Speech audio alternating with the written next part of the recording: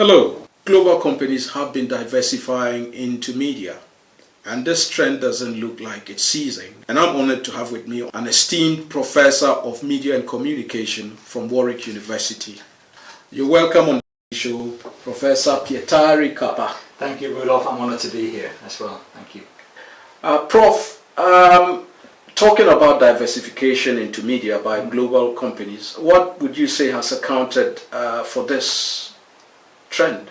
For this trend in the past, let's say 30 to 40 years, it's really been this idea of globalization, and largely to do with the domination of American companies and media companies on a global level. So we've seen a lot of these sorts of multinational corporations like News International branch out into various national situations, such as News International in the UK trying to expand into Asia and beyond. And that's part of the logic of, one could say, global capitalism overall. So, you know, the wider your markets are, the bigger your profits will be. So that's been the driving logic behind a lot of this sort of expansion.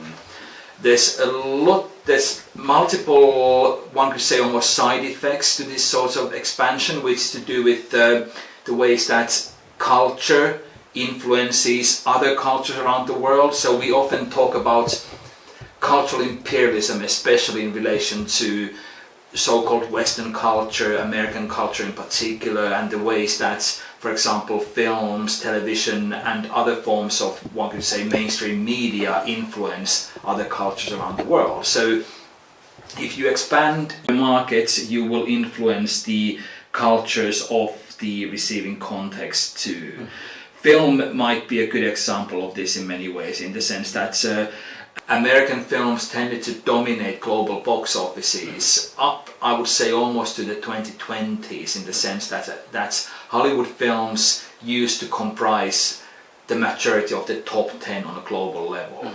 And that again has been partially because of the heavy levels of investment into film production in the US, but also this sort of wider infrastructural support for the kind of global hegemony of American culture through investment into expansive modes of media ownership and beyond.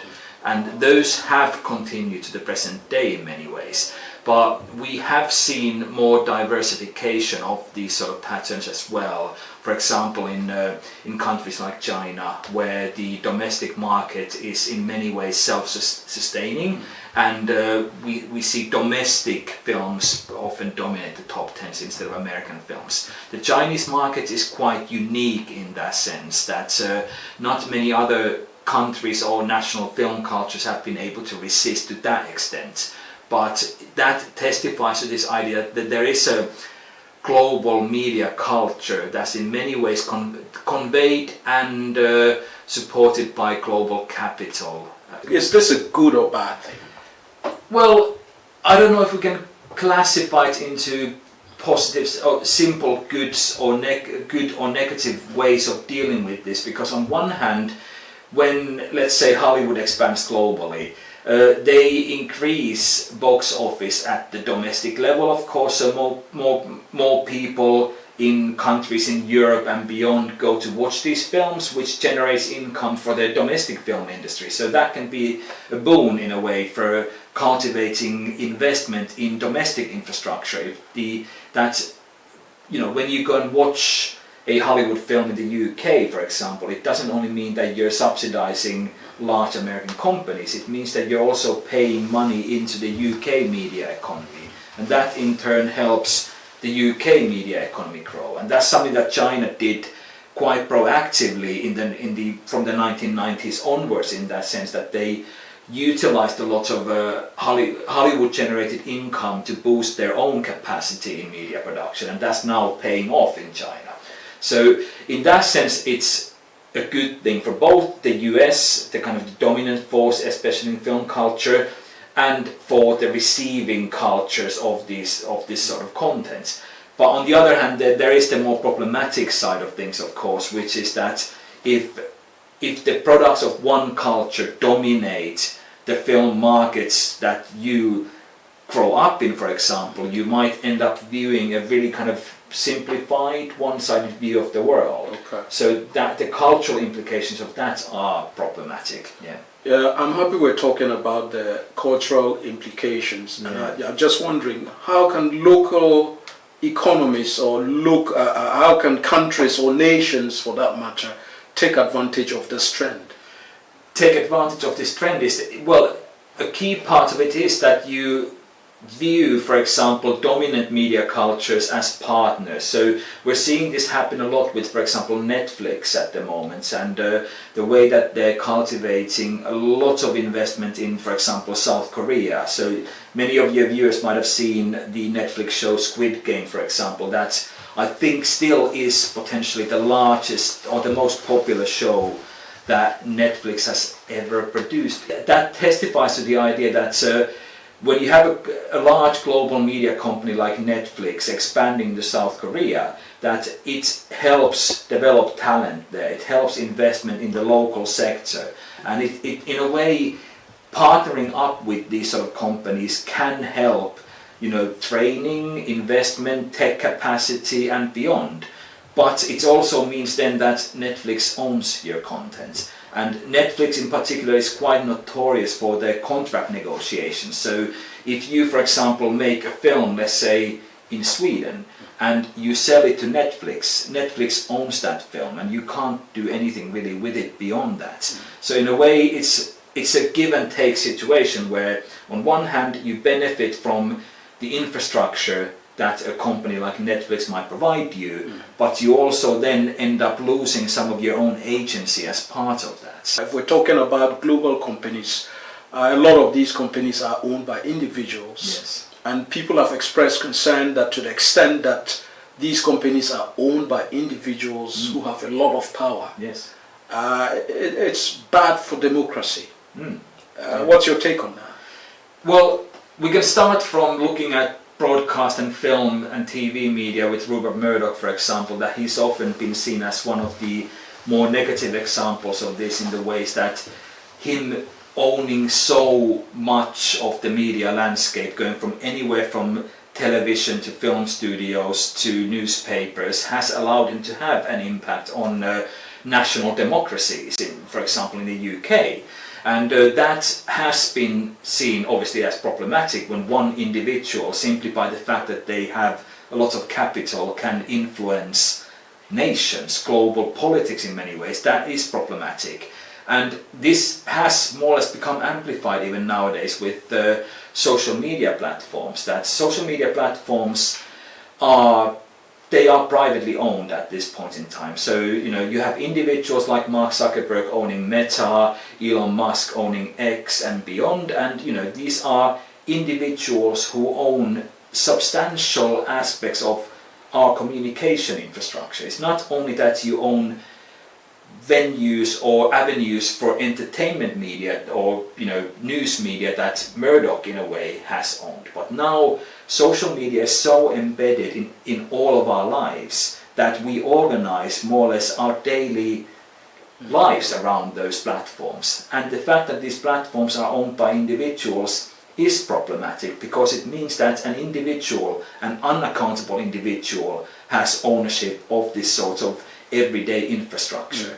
And you know that at the end of the day though, these are private platforms and they never profess to be anything than that. And we are not forced to use X or Facebook or Instagram or any of these other platforms, but we do them because we perceive some level of value in them. This in a way is the exchange, that these platforms are free to use on point of entry. You know, we don't pay to use the platforms, but the exchange of course is that they get our data that then they can sell off to third-party advertisers and so on.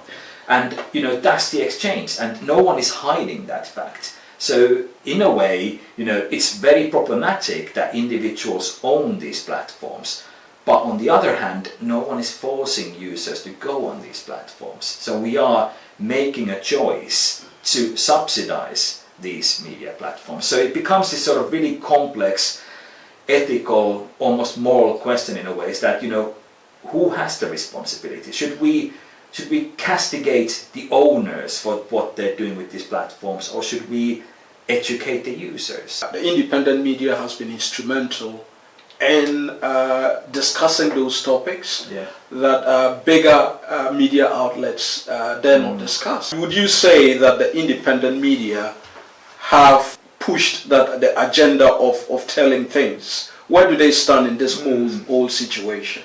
That's a really good point, because independent media are massively important in vocalizing different perspectives, of course, and we know of podcasters who have become effectively global celebrities, global influencers, not only in kind of a commercial sense but in a political sense as well. So these individuals gain such huge fan bases based on the fact that they produce something that connects with audiences. That allows them to diversify, I would say, the global political media landscape.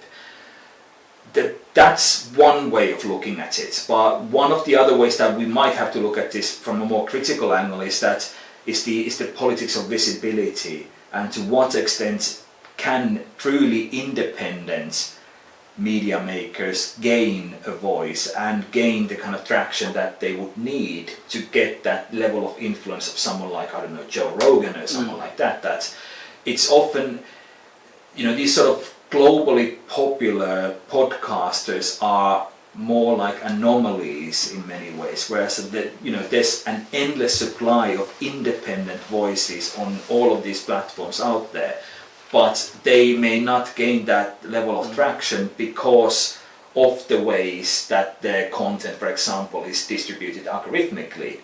We don't know much about how these algorithms work, of course, but we do know that for you to gain a level of visibility, you do need sponsorship and you do need a level of capital investment. So, becoming this sort of truly from the ground up global political influencer might be much more problematic than we perceive it to be, in a way. So theoretically, the opportunities are of course available for anyone to take up a camera and get themselves on YouTube and get themselves talking. That doesn't mean though that they're being heard. So it's really visibility and the politics of voice are what we should be focusing on more. So who gets to speak? Who gets listened outside of the billions of voices that there are out there now?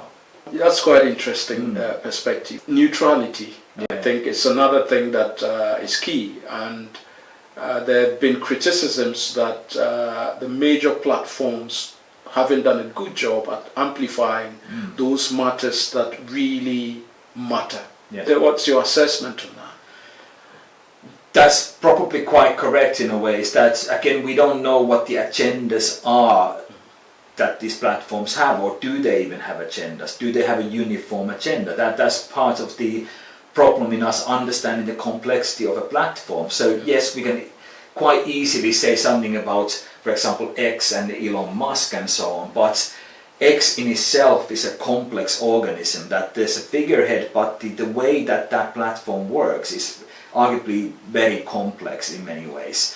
So it's a really difficult correlation when we say that a platform has an agenda. Is a platform a conscious entity? Does it think? I don't know, but we do know that there are certain algorithmic principles that favor specific types of content, and that influences again who is being heard and who is being seen. But whether we can say that platforms consciously align with a certain perspective could be challenging, because there will be counter evidence and counter examples of that. So I think probably what we need to do when we're critically evaluating any of these platforms is to conduct long-term studies of these and look at the ways that wider kind of big data, as they call it, patterns on these platforms showcase alignment with, for example, a certain type of politics over others. But then of course a lot of these platforms also work in the more kind of private sphere as well. So there's the more public facing side of communications, then there's closed groups that do their whole own kind of things, direct messaging and so on as well. So they're really complex organisms, I would say the platforms are, and the ways that they operate on a global scale makes them even more complex. So if you're looking at something like what some of my students call old media nowadays, like Facebook in India is not the same as Facebook in the US or UK or Japan, so that there are country-specific variations of these platforms as well that align in some ways to their local regulations and local cultures as well. So it becomes a really complicated question that might at first seem something quite simple. Elon Musk Twitter, a certain kind of, Elon Musk X, and a certain type of politics. When you expand that onto the user level, the kind of national, regional, local level, it becomes a complex organism. We now have media outlets that are labeled as left and right. Where does that lead our society? Well, that's problematic in many ways. Again, is that it's relatively, algorithms do have biases embedded in them, so they may appear like they are artificially intelligent in what they do, but we know that all AI programs, for example, have of course been coded by humans in the first place. That means that the belief systems, the values and so on of the humans that program them will be embedded in these algorithms, AI tools and beyond as well. So when we see these sort of algorithms in action on social media platforms and they let's say are biased against a leftist or rightist or more kind of conservative perspective, that's obviously problematic in the sense because a lot of these sort of platforms and social media, I wouldn't say they pretend, but they appear to be neutral.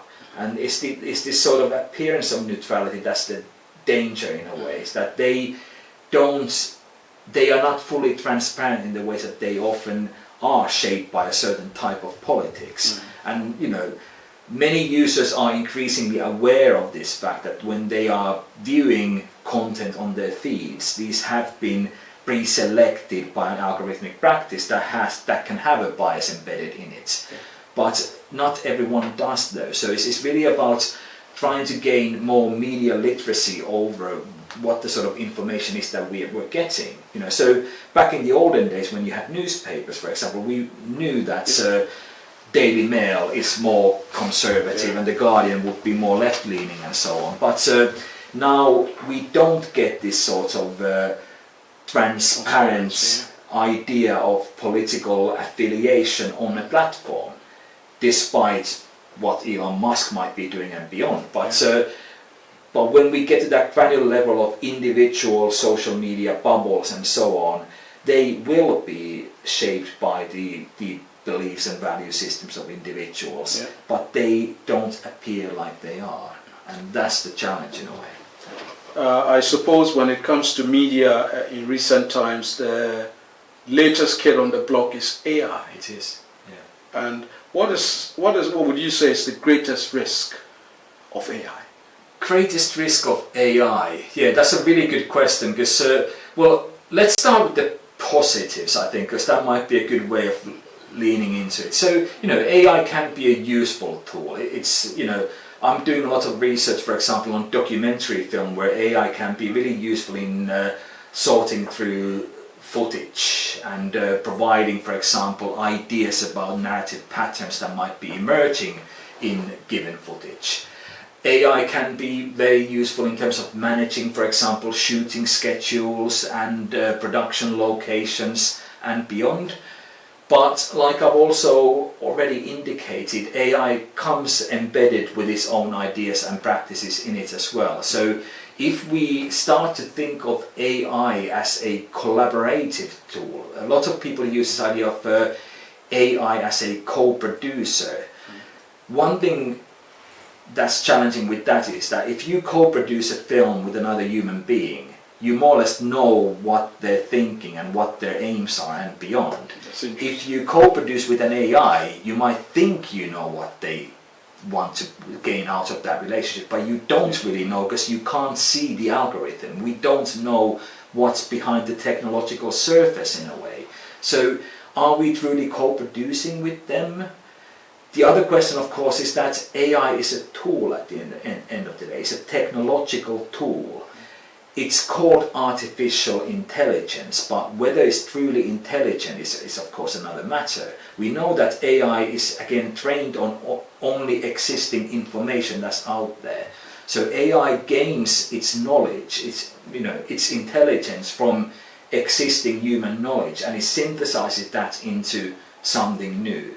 But what AI doesn't really have is that sort of individuality or creativity, creative thinking that human creatives do. So AI can produce a convincing video, a deep fake or whatever, but can AI actually make let's say a commercially successful film? I'm sure that you've seen AI produced content on the internet, and you watch it and it's mildly interesting for a bit, but you wouldn't pay £20 to go watch that in the cinema, because there's just something lacking in it, that it doesn't have that sort of interest level that human-made content has. It's the same when we're, for example, reading AI-written material like synopses or essays or whatever. Is that again everything is in the right place, but there's nothing really interesting about it. So now this term AI slop is being bandied around a lot, which is that it's very easy to produce AI content, and places like YouTube are being inundated by that sort of content. But it's a bit like fast food. You get a burger and it looks like a burger, but it's not actually something that you'd actually want to eat in a way. So in a way, AI content is like that. It looks right, but it's not right, and you know it, but you might struggle with describing what's wrong with it in a way. There's something intuitively wrong in the way that it works that doesn't quite get there yet, of course. But AI is being perfected and developed as we speak, of course, so we don't know where this will lead, but yeah. Talking about algorithms, which fuel a lot of the platforms we use, technological platforms, software applications and all that. There's been a lot of concern as well about the impact of platforms, social media especially, on individuals. I think we've had cases of self-harm, harassment and all those, especially self-harm. Regulators have tried to, if you like, crack the whip on technological companies to do a lot more. Do you think or believe that these tech companies have done, and regulators as well, have done enough to stop people from, being victims? Yeah, well, that's a really unfortunate side effect of a lot of these sort of social media and platforms and AI tools, obviously as well, is that they do amplify very negative forms of human behavior. So we know of cases like bullying, for example, and disinformation being distributed, and deep fakes and all of that beyond, and they are having an impact on people's lives, including self-harm and beyond, of course, as well. So there's been a lot of really negative cases about that, and we've heard of AI bots, for example, trying to convince people to commit suicide because the bot doesn't quite understand what it's doing. So there is an attempt, let's say, by a lot of these sort of larger media companies to try to rein in some of these problematic behaviors, and there is regulation that tries to coordinate a lot of this. But with, for example, AI as well, is that it's something that has exploded on the scene in the past 2 years, and when we look at the ways that regulation is being developed on a domestic level, it can take years to get something passed through parliaments and so on, and then enacted in full. So by that time the technology has leaped over those sort of concerns. And the other problem, of course, is that a lot of these sort of larger tech companies tend to be US based. So how do you regulate their impacts in different countries, in different parts of the world? We've seen the EU try, for example, fine a lot of these operators, and yes, they get fined for a certain amount of money and beyond, but because these tools are so embedded in our daily lives, it becomes practically impossible to ban them in a way. So, they still get to do what they do. And it always comes down to the terms and conditions of that user agreement that all of us tick the box when we sign on to the platform. Fine print. And most people don't read that for a good reason, because they tend to be 50 to 70 pages long legalese text, and it's all outlined in those terms and conditions, and we all agree to it. So it's very difficult to fine a company for something that the user has agreed to, because if we have consented to something, then you cannot really punish the company for that. And these terms and conditions do get updated as well, more or less on at least an annual basis. And again, regulation takes longer than it takes to update these terms and conditions. So it's a mismatch, isn't it? Yeah, exactly. So regulation tends to play catch up with where technology and the operations of these companies are going at the moment. And in a way, we are losing out in some ways with this. Yeah. Prof, with all that you've said about regulation, with our discussion on artificial intelligence and the impact it's had on how we can use it in a meaningful way and all of that, what kind of a media space, if you like, do you see the world being in? Well, one of the things that I say in my classes is that the media is the most important thing in the world, because it is the means through which all of us understand the world. And if you control the means of information, you control the world in many ways. And so for that reason, it's really important that we need to look at where contemporary media is heading. So social media has only been around for about not even 20 years at this point in time. So we're still kind of learning how to live with this technology, and we don't really know where it might go. So it's increasingly about personalization, targeting communications to your sense of the world. With AI, AI's been around for much longer, of course, but our contemporary understanding of especially AI-generated content is very new as well. It's been around for the past couple of years, and that's already had a massive impact on people's livelihoods. So many of your viewers might have heard of the strikes in Hollywood, for example, where lots of very prominent and paid writers went on strike to protest against the use of AI in writing scripts. Actors have been protesting against this, especially the ways that large media companies can take someone's property, their appearance, and use that as a means of reproducing an actor endlessly without having to pay the actor. So it's having a massive impact on people's livelihoods. It's also having an impact on, when we're talking about Hollywood writers and actors, we're talking about really kind of above the line, top level, top paid professionals, but it's impacting on everyday creative professionals as well. That's, anyone can make a video, a marketing video, for example, in about 20 minutes, which I did for one of my classes, and that video is tedious. It's not interesting, but it's a video that you can put out there. So that's having an impact on the ways that people find work as well.